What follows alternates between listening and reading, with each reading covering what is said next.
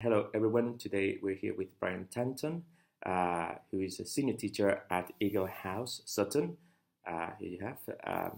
And I'd like to ask you, Brian, first of all, can you tell us a bit about your background?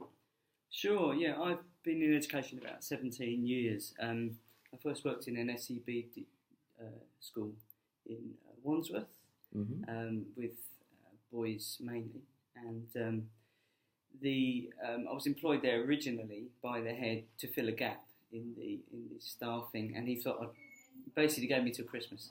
I stayed for 2 years at the school, not bad. which was my first teaching place. It's quite a challenge. Yeah, and then I moved on from there to another SEN school in Lambeth, which was mixed needs.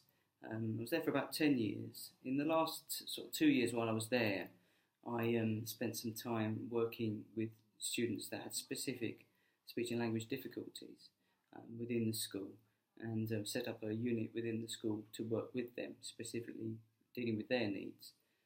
So I gained quite an interest in speech and language needs at that time. I then went for a job in Croydon, working in a special school there, which was a speech and language specialist school. I was there for 2 years, and then moved on to where I am today, which is an autistic specialist school, Eagle House. I've been here for about 3 years as a classroom teacher, and then moved on to become a senior teacher within the school. Okay. Well, I contacted you for this interview because you're a member of the Restorative Forum, and I was wanting to ask you about the connection. When did you think that restorative approaches could be a good thing to implement in schools in general, but particularly in this setting? Sure, right. So I've been interested in RJ for a while, but really what inspired me was the fact that the school was offering training, staff to go away on training, and I said, please, I'd like to go and do that. So I went away for a 4-day course around RJ. I think it's something that we use all the time as teachers.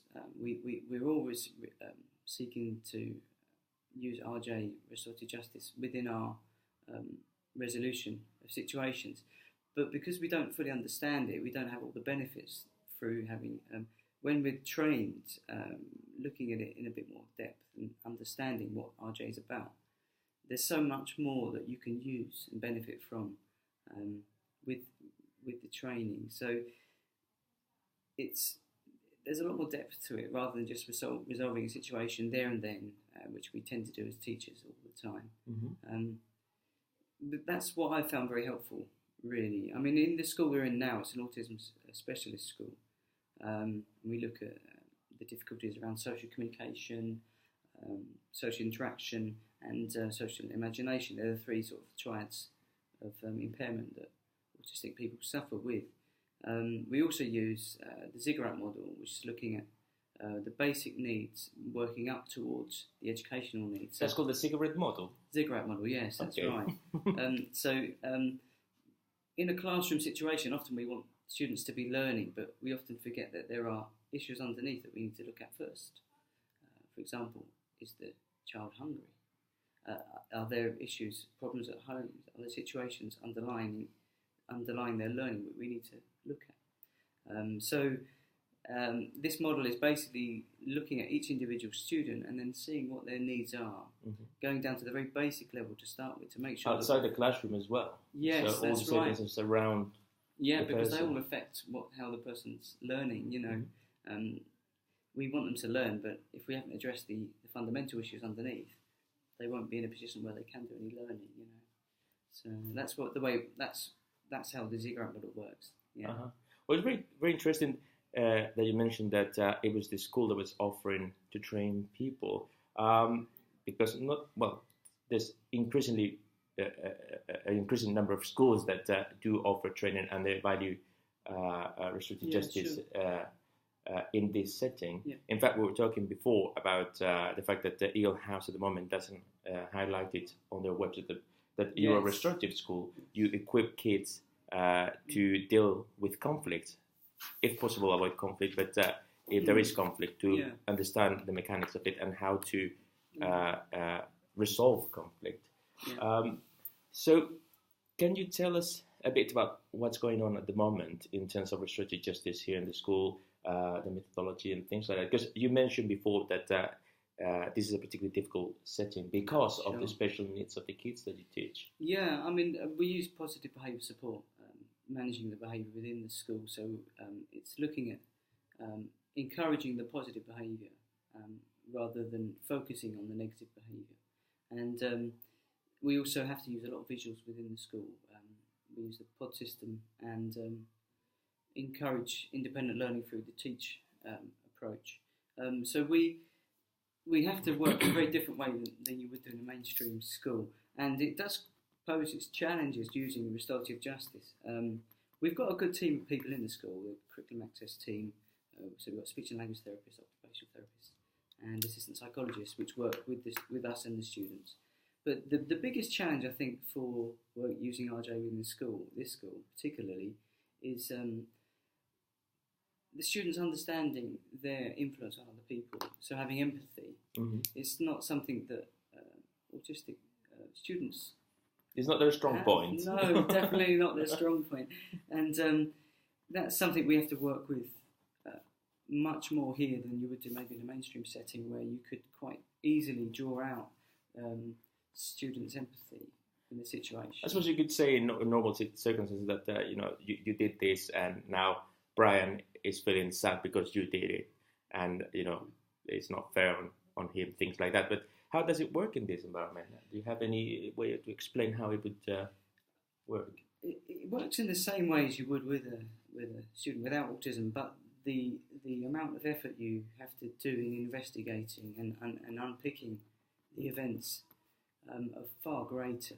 So we try and put the student in the position of the other person, and that may be building a scenario that relates to them. So if they've hurt someone or someone's been upset, to try and help them to understand how the person may feel.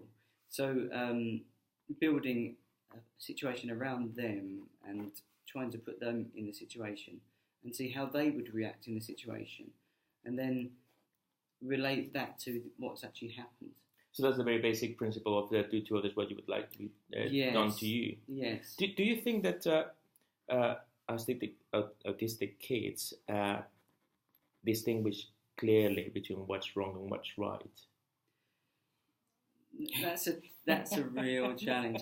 They are very insular, most of them, so that it's what happens to them that really matters. Mm-hmm. So dealing with someone in an RJ situation recently, the student said, I'm only bothered about what happens to me, and what happens to me is what's important. And obviously, we shouldn't judge that like we would do it in other circumstances. Yeah. So it may be that they never actually develop empathy, but we need them to understand how the other person may feel and give them the kind of concrete knowledge of how they should react in that situation, even if they don't understand why. So it's not so much the why that we may never get to, but it's what they should do that we concentrate on. So what you do here at Eagle House essentially is to give kids the skill, because that's one of the skills that people actually need all the time in their daily lives. And if they're going to be at some point, perhaps not completely independent, but have some degree of independence, they need to have that ability to relate to other people, or at least understand what others don't like. Yes, that's right. So you're giving them the tools to know how to respond in a situation, even if they don't understand why. And so that's really giving them a set of tools really to make the right decision and to react in the right way. So that's the big difference, I guess, with our school, is that we're working at giving them the concrete skills that they need, not necessarily getting to the point where they fully understand how the other person feels, but just making sure that they can resolve the situation. Mm-hmm. Yeah. And in terms of learning other things, not the curriculum, although you do say that some people do go on and achieve their grades and things like that. Yeah. How does using restorative justice as an element of teaching help learning other things? Well, I mean, for obviously conflict resolution is really important, and we're quite a small school, so people do have to work together, and developing that professionalism, so they may not become great friends, but they're able to work professionally together within the school environment. And also the acceptance of differences, which is a real challenge for autistic students, to understand that people can be different, and that doesn't mean that we cannot socialise with them. We can share the same space. Exactly, and that's what it's about, really. So I imagine that the fact that you have fewer conflicts, and when you do have them, they're resolved in a more satisfactory manner. Does it mean that you spend less time dealing with those things, and there's more time to other therapeutic treatment or learning, things like that? Yeah, it's a very complex and detailed approach, really. If we didn't do it, the consequences could be quite serious with some of the students we have here. So it's a very positive approach using restorative justice. It does very much work within this situation, but it is a lot of hard work. Mm-hmm. But the benefits clearly outweigh. Okay, well, I'm glad to hear that. Yeah. I was thinking, it's good to hear that you do have the support of the school. So more than the support, it is driven by the school. What are the plans for the future? What are the aspirations? What do you think that is going to happen or would you like to see it happen in the next few years? Well, we've recently employed a student wellbeing officer to help support students with their difficulties.